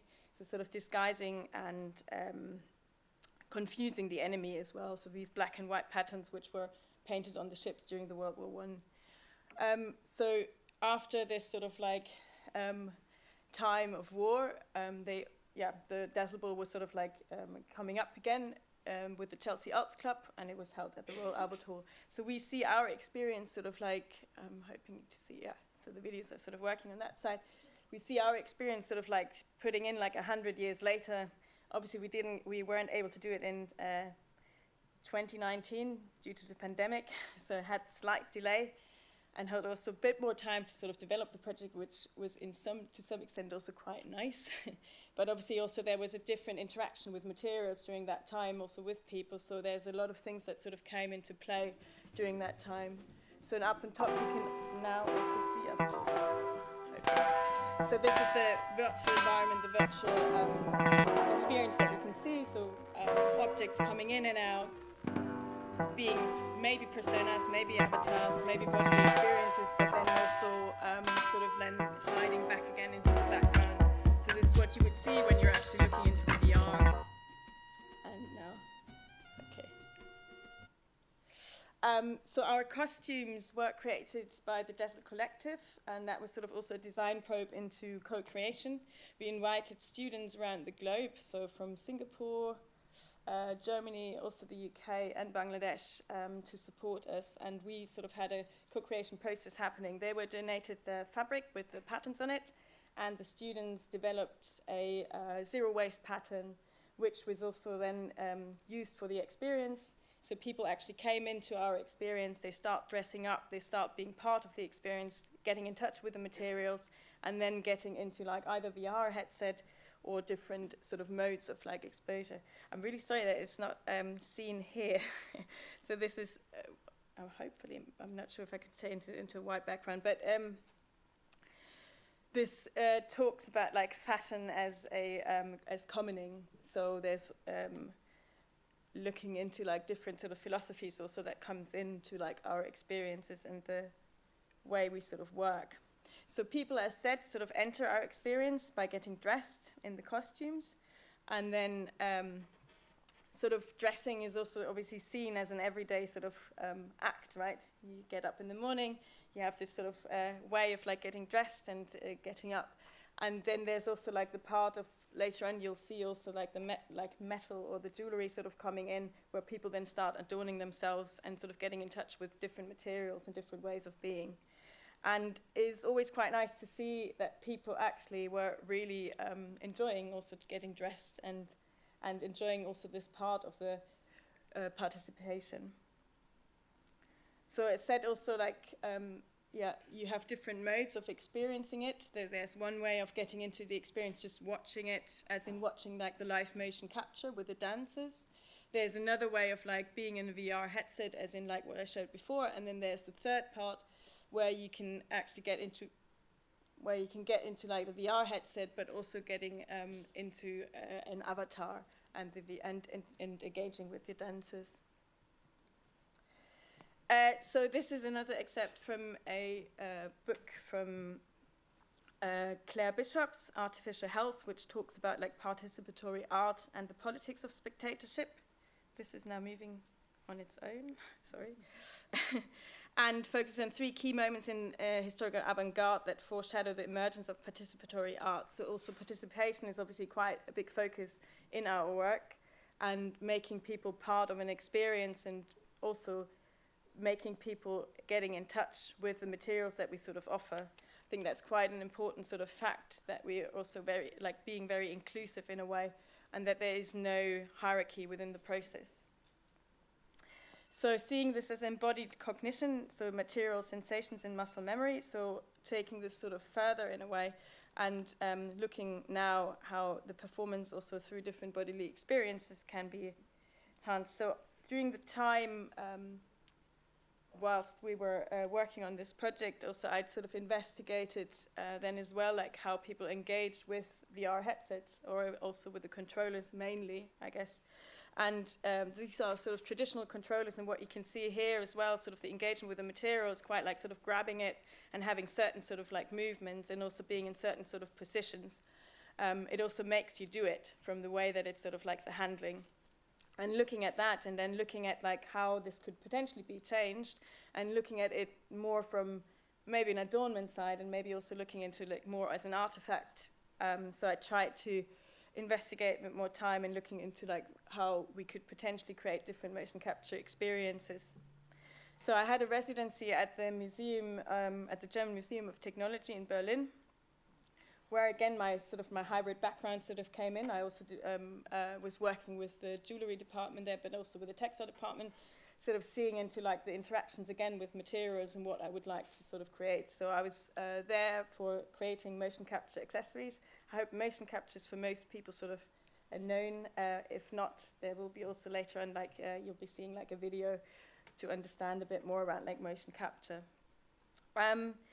So I was very fortunate to sort of work with these antique sort of techniques as well, and developing like different ways and seeing also the mix between physical and digital materials, testing, experiment, and sort of like also then in the end obviously choosing to work with metal. And I can also sort of say like metal as a material for me also feels like home. I think that's probably quite an important sort of fact, because I quite have a obviously like a very long relationship now with metal due to my bachelor, and it's always like going back and sometimes working more with textiles, but then going back again to metal, it always feels maybe also a bit like a relief, because I sort of know how metal works most of the time and how it reacts to me, and I know I have this like quite, I would say, intimate relationship in a way. So it's quite nice to sort of, it was quite wonderful for me obviously having the opportunity also working with these old machinery. So there's like an engraving technique that the German Museum of Technology has, was called guilloche. I think it's in English more English engine turning. And also I've tested it with different materials, but ideally obviously it works the best with metal. So there's a way this sort of like stencil sort of cuts into the metal that it gives a very different shine and also an illusion to some respect. So it also feeds back into the dazzle patterns and sort of has this relationship again. So I created quite big pieces. It was a bit of a struggle because sometimes the machine didn't really like that. However, then trying to cut them up and sort of like looking again into like different ways of like how this could actually work on the body. They're quite, I guess, like quite heavy in terms of like jewelry pieces. However, also it makes you sort of, I think the feel that you get from them and sort of the heaviness of the material. I love the heaviness of the material because I think it gives you a different bodily experience. So you can see here a little bit of the engine turning. It's quite time consuming. It was actually used quite well, I think in the 1800s a lot, also on cases to disguise as like fingerprints, and it was a very different sort of way of like looking at it. Nowadays it's more an adornment rather than sort of a protection, I guess. And as I said, it's very, I mean, doing a piece on the button, like a tiny little piece, takes a couple of hours. So in the end, I was able to create like hand pieces and foot pieces, which also gives the body tracking for the audience. And so it was sort of like looking also beyond sort of the functional sort of objects that you usually have within like motion capture, and sort of also made the people sort of understand their body in a different kind of way. So what I saw here is like when people actually put on those pieces, that their hand movements were very different. They were reacting very differently to the material, as in like just sort of grabbing it and holding onto it. It was sort of like they were actually sort of more getting into like dance movements to some respect and starting to look at themselves in a very different way, which is very beautiful to watch. Once you're actually getting dressed, you're having this feeling of like getting dressed, getting into like your into new things, then also the movement started to get quite different. So here's just like a brief, this is, we showed this project at the Venice Biennale. Oh. So where you can also see that we're sort of starting, the choreography was played also part in it. So you see those two people were actually dressed, but then also had the jewelry pieces on. And how they interacted with our dancers. So the choreography also played a big part of it in like how you interact with people and how you get them to actually go and dance. Lagging a bit. Apologies. And in the end, there was always this beautiful moment, also created by our dancers and the choreography, a moment of touch in VR.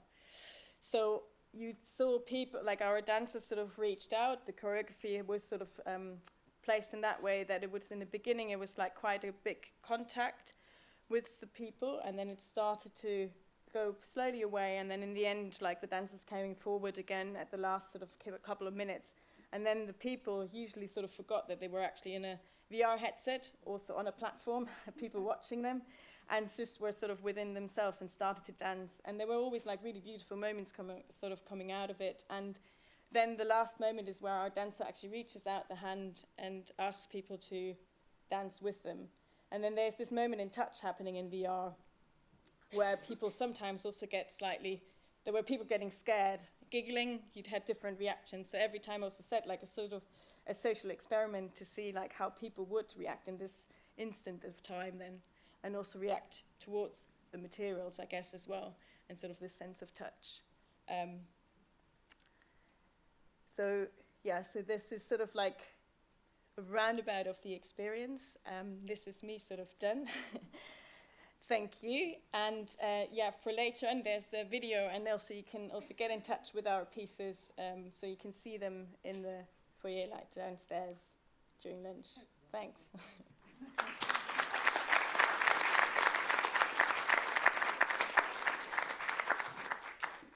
I click on to, yes, there you go. Thank you so much, Bine. And that brings us to the end of our first section of the conference. Could we have the lights up, please, so we can have a few questions? Could I invite all the speakers back onto the stage, please? Yeah. So we're going to start our question and answer session now. There'll be roving mics. We've got Toch and Pranathi here going around the room with the mics. I'm sorry, I don't know if maybe one of you could be upstairs for the people upstairs. What? Oh, I'm going to ask a question. I've got a question I'd like to ask, and then you can go. Yeah.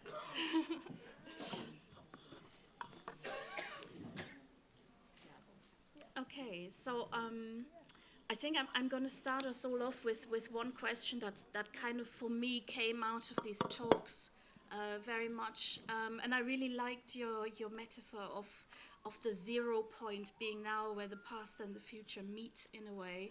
And I'm kind of putting this to all of you because we've got a really fantastic mix of practitioners here on the stage.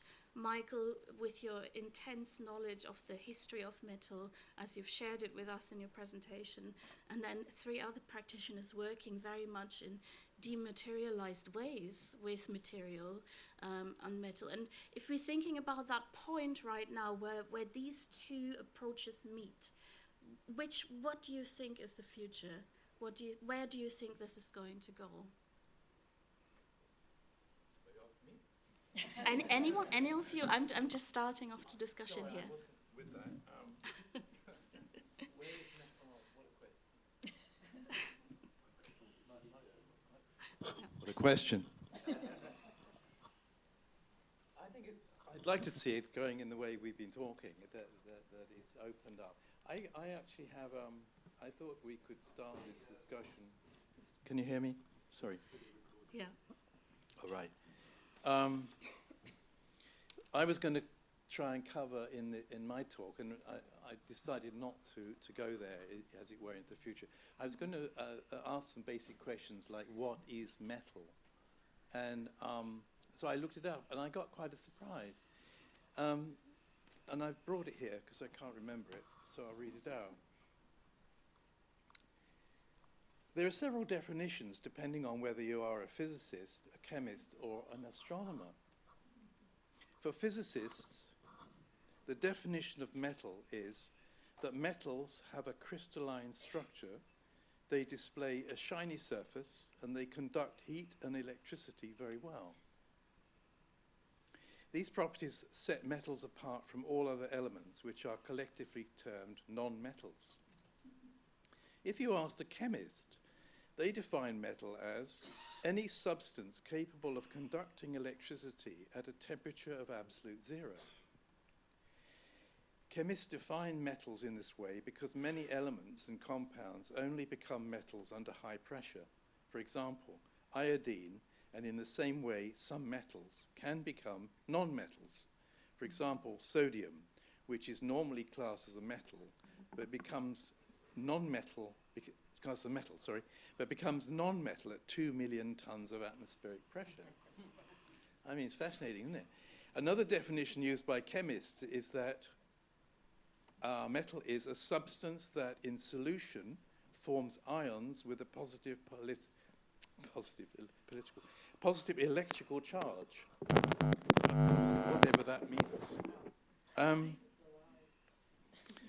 And finally, if you ask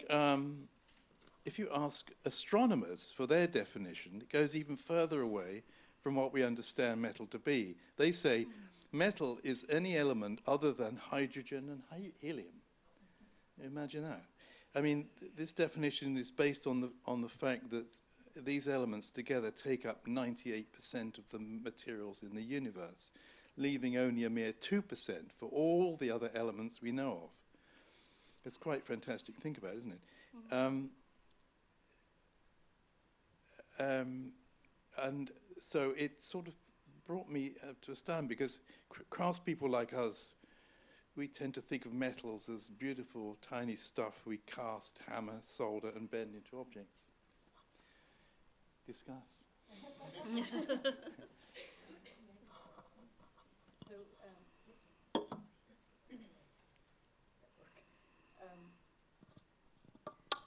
Thank you, and also thank you for that question, because I think they're connected. I think so. I would suggest don't go to dictionaries. Because I always say this, because there's always a explanation, but it's short. A lot of physicists, the ones I work with anyway, in condensed matter physics, have come up with materials that absolutely do weird things depending on temperature. So in fact, what becomes the relationship of this object that appears to be conducting something that you can hammer or heat or something like that, does something very different in quantum environments and nano environments and so on and so forth. So, which gets into the question of shape-shifting, really. And your work in particular has gone, and the explanation you had was a whole series of amazing shape-shiftings. And so to me, metal is a belonging of some kind. It's a way in which one feels an intimacy, as you were talking about, that also gives a kind of structure, so that, with the world changing, and, certainly the Enlightenment and everything from that is all about motion and matter moving, and if people aren't allowed to move, then they're not really human and all the rest of this stuff. But, if the sun went up and the sun went down, the sun went up and the sun went down, and suddenly started dancing around the houses, you go mental, right? You need to have some kind of probability or some kind of certainty that's not, solid in this, stable sense. And I think that what's interesting about metal, particularly as we're seeing it today, and therefore as a kind of future scenario, is that it gives both a kind of purpose, a kind of stability. So you don't feel like the sun is going up and down and then dance around the houses and, it's doing all these weird things and you're just sort of lost in this kind of crazy life. It gives a kind of, it's like a friend. It gives a kind of kindness to the world, but at the same time, it's like speak to the hand. Don't go any further. If you want to play with me, you got to understand what's going on. And I think that to me is the key, if there is a key, to this moment of the way in which one is playing with metal at this level. And it gets into the question of what the future of metal is about, I suppose, or the future is now and so on. But, when you think about the iPhone and you think about conductivity and so on, and lithium, and extractivist capitalism and, the kind of destruction of the world, let's hope we can begin to move away from that use of metal, that kind of drilling in and destroying the world version of metal, and moving toward this more quantum condensed matter sense, or what we were talking about earlier, this kind of poetic relationship where one acknowledges the energy of it. And but what's interesting about metal is that it's not just energy, it's also some form of stability. So it has the 0 and the 1, as it were, in this kind of mad sense, stuck together. And to me, that is the pleasure of it. There's something pleasure involved. And I would throw that out, as that's also hopefully what will be the kind of groundless ground, as it were, of moving forward now. That's why I think this conference right now, this Turbulence, is utterly fabulous, because it starts to talk about how does this energy, this dynamism happen, while simultaneously giving a kind of calmness, a kind of roadmap without knowing where the directions are. Something like that. No. I think in relation to both of those, and to your question, this idea of a sort of growing interdisciplinarity, you know, I mean, and the less of a focus on siloed disciplines. I mean, the analogy I use is always Billy Connolly when he talks about a drunk Scotsman trying to chase his chips. He has one foot rooted to the ground and he chases the chips around in a circle, which to me is like that synapses. Yeah, potato chip. So you sort of, and that comfort, that foot that you have that you're circling around is metal, and everything else is that grasping towards, like those synapses, like the metal in the electric tank, that we are moving out in ways where interdisciplinarity is really interesting, and art doesn't just illustrate science anymore. It offers new poetics, meanings, all those sorts of things that you've been talking about. Yeah, I mean, I think that science, this goes back to interdisciplinarity and the famous STEM issues. I mean, I think science is way too important to leave to the scientist. And that's why it has to be infused with a sense of jazz, or the dazzle that Bine was talking about, which is incredible, where one begins to get some real movement, the sensuousness of movement in there, not just because you feel like doing it, although that might be a reason, maybe there's no reason, but because it has this energy. And once you have that as the way in, and it's not just oneself going in, but it's again this meeting, this dynamic connection that I think is so critical.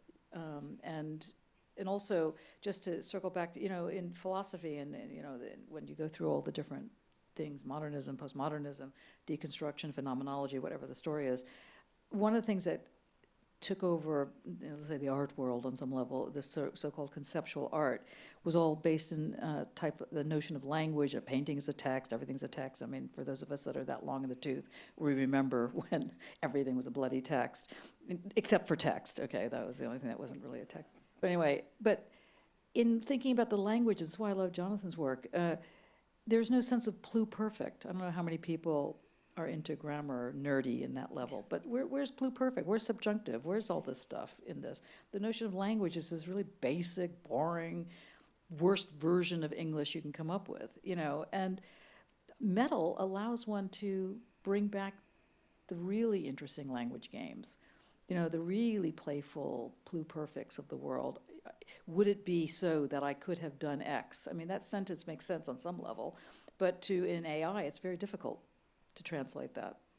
It's very difficult to bring in the pluperfect. It's very difficult and when I was looking at all the artwork, especially your work, I was thinking, wow, this is all playing with different forms of time and space simultaneously, and then throwing it out and going, whatever, you know, meh. You know, and I just think that that's also very important.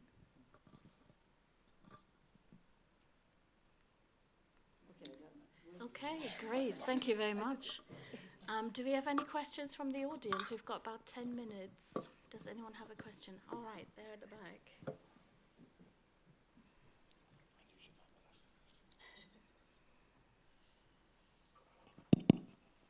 Hi, I'm interested in process and turbulence. So metal is turbulent. You have to hammer it down to actually still the turbulence. But there's this really interesting clip in your video whereby you have flowing, well, presumably hot metal running over your hands. Yeah? There's this one clip in the video. It wasn't hot metal, it was body temperature. I think it was gallium. So what was the metal then? So it's gallium. One of the things... So, okay, No, but this is but I think that clip is actually the kind of like the visual equivalent to some of what my understanding what you're after. So instead of having a confirmed form, you have something that can flow around the body. However, though, there's still, for the makers, there's still the question of the process. How do you craft turbulence? That's a really good question. One of the things I've been thinking about in terms of turbulence is not about molten body and not on metal and the body, but casting and thinking about turbulence of casting and of molten metal and how one becomes attuned to things that you can't see. And casting's like a really interesting one where you know if something will fail. I mean, I do these really complex, turbulent casts, and I know when it's going to fail. I still do it. I have to do it because usually they've cost £300 or £400 to print. They need to be cast.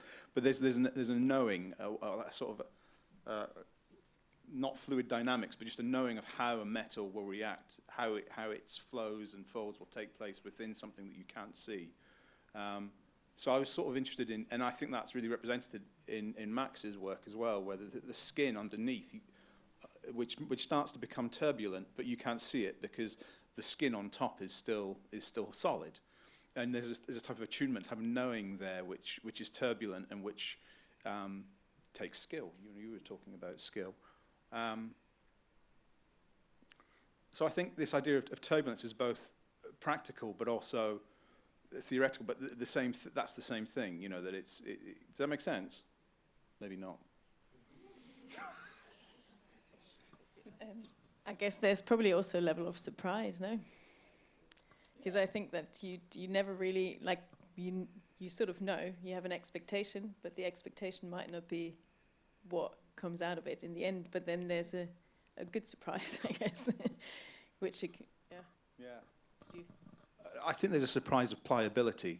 You know, I'm really interested in ideas of pliability. You know, I work with wax quite a lot because I cast things. I'm interested in the pliability of metal, but also interested in the pliability of our bodies. So I've got a second degree burn on my arm from welding, which happened about 3 months ago, and it's still a dark colour. But there's this interesting surprise of pliabilities of materials, and you think something's going to give, but it doesn't. And there's this sort of interesting, turbulent surprise between you and something that you're working with and through.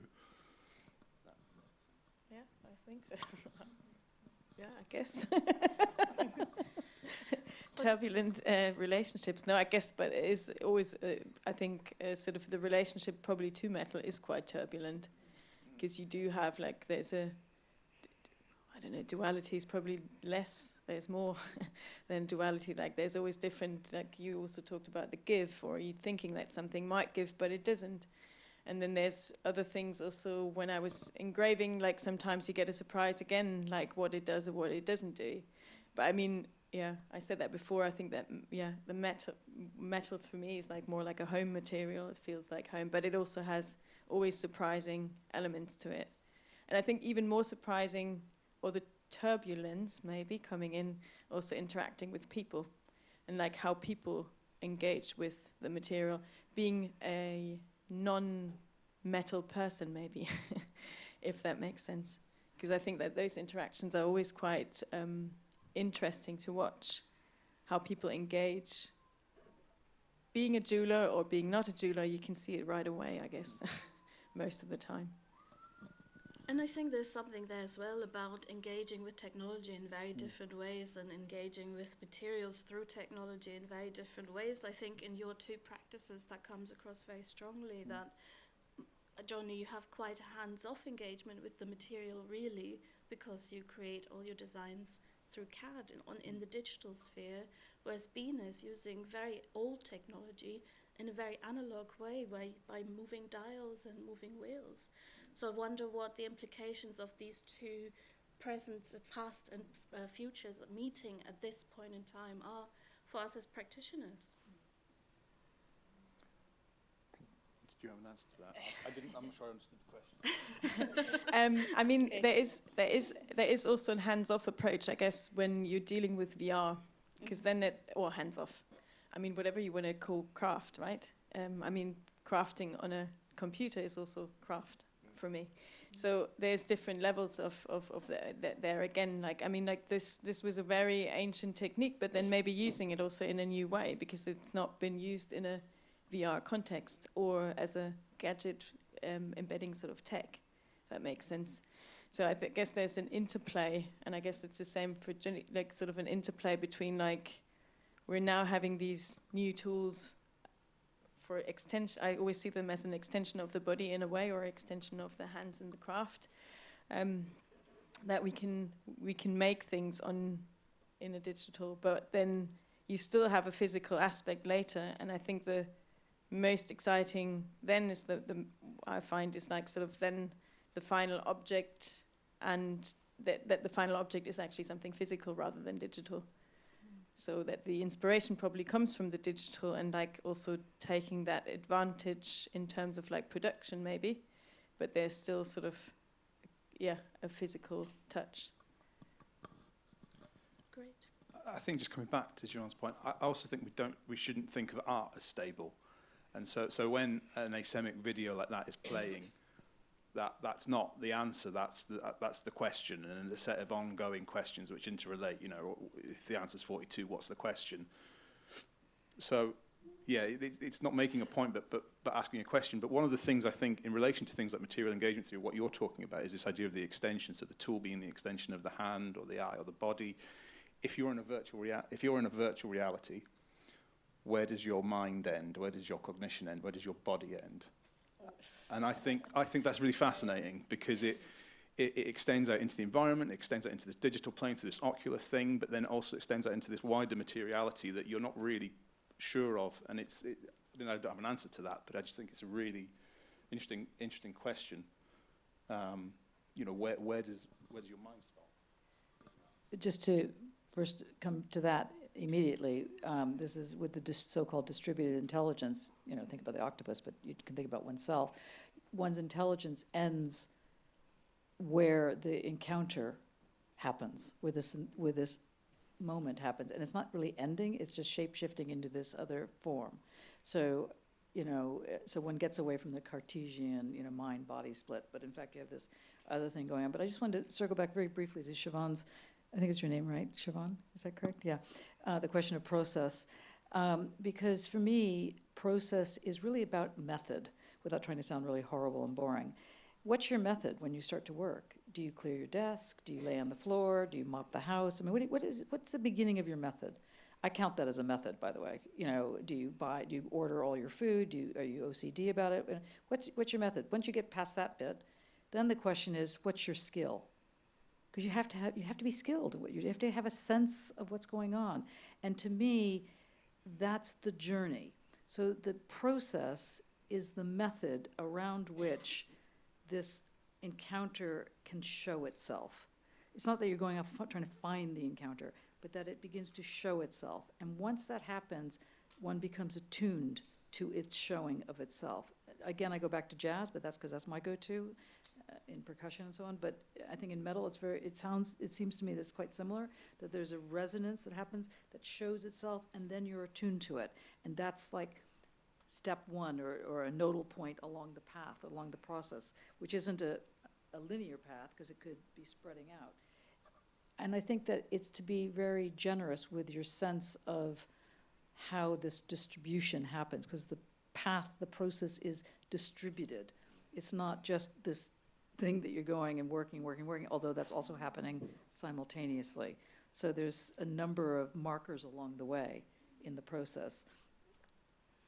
I think we've got time for one more question. I see Hans going upstairs. Toch, would you mind? Yeah. Is this on? Yeah. Is this on? Thank you very much for very interesting talks. I've heard lots of different words, like a thesaurus of turbulence, flows, casting, interaction, interplay. One word which I think is often encapsulates all those is kinetics. And I often feel that the theory and practice of kinetics, and particularly kinetic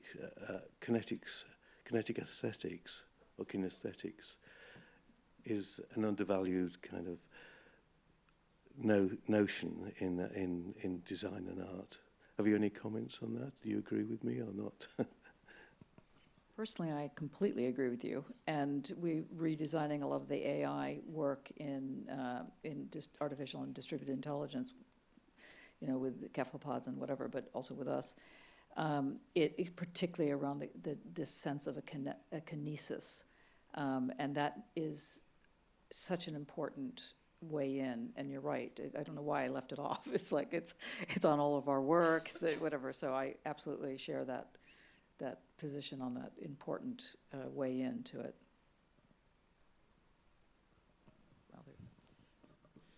I see another question up there. Hello. Just a little side question first, which is, are the slides going to be available afterwards? Yeah, so all of today's going to be recorded, and we'll be placing this online Thank you. some period in the future. That's all right, okay. And speaking of the future, well, in a way, this question's kind of directed mostly towards Jonathan because of your talking around your asemic writing having root in your experience as being neurodivergent. And I'm currently making research about that in relation to making and so on, my own experience. So I was thinking about your approach to, I mean, this is possibly a shallow reading of it because I'm not that familiar with your work, but the idea of it being a sort of way of embodying a language which doesn't mean anything to anyone, and therefore it's kind of a leveling playing field, and it becomes more of a physical, moving entity. And I was thinking about how sometimes I try to embrace elements of my own slightly messy brain, but have very highfalutin ideas about the perfection towards the eventual object that I'm making. I was wondering whether your ways of thinking around language, how that relates to the idea of making something well or not. That's kind of, I think there's some question in there somewhere, but maybe you know what I'm talking about. I know what you're talking about, but I'm not entirely sure I know what the question was. Yes, right now. Well, I think guessing the type of neurodivergencies that we're talking about have enormous hyper distractions in all directions all the time, but also have a hyper focus. And there's this balance between being continually distracted within you're talking about what's your approach. My approach is everywhere all the time, but also very focused. And I don't quite know how to explain that, but with those pieces, I don't think that it is a level playing field, because I think all matter has meaning, but all writing, even if it doesn't have semantic meaning, has meaning. You know, it has either gestural or shaped or bodily forms. So that, or there are ways of reading those things. I mean, in terms of my own practice, I've found it a lot easier to think of my practice now in this alignment of emergence. That's really, I find that exceptionally helpful, to think about these complex things that are all taking place at once, and that they create something, but that something is scalable. It doesn't stop there, it continues to move. And I think that's actually helped my ideas of perfection in many ways, because you're not searching for an object.